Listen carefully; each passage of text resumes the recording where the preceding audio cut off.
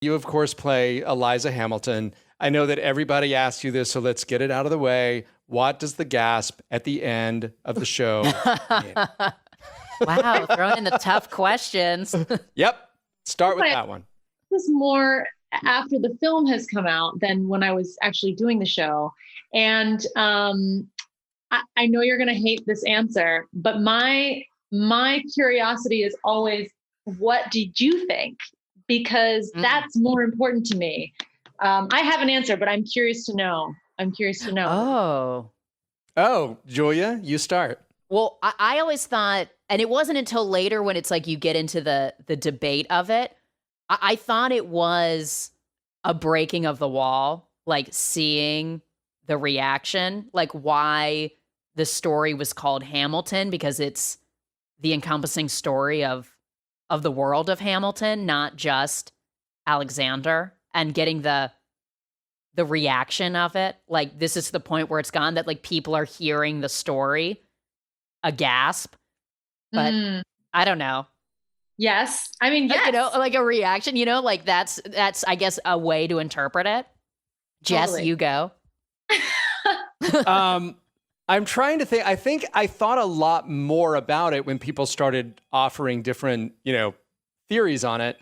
I thought that she was seeing him because I felt like we were jumping, several years ahead to where her death, and she was seeing him.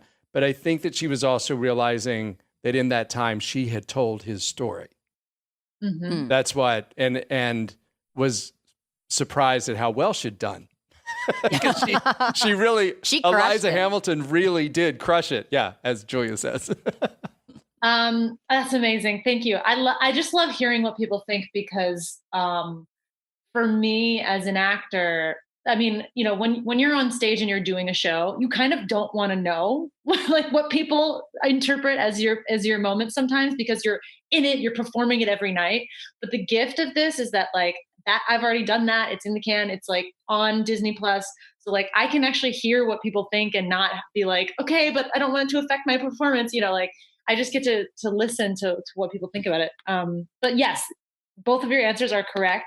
I would not be able to tell you precisely what I was thinking in that moment when that shot was taken and what exactly was going on in my brain. But I can say that it was definitely night to night different, but a mixture of, yes, Eliza, the character of Eliza, sees Hamilton or sees that legacy or sees the orphanage, which is now called Graham Windham and still exists today, or sees her kids telling her story, or, it was an exploration for me every day, because you do a show 8 times a week for a year and you find new things every single time. And sometimes you're right, Julia, the wall would break. And I think that's kind of how we found that moment, because, really once we got in front of an audience, it wasn't until then that I sort of realized, like, I could literally just look out and see all of these beautiful faces and acknowledge the story that we had just all taken a ride to witness. And the fact that we've all chosen to sit together in the dark for 2.5 hours and put ourselves in his shoes and listen and hear this story.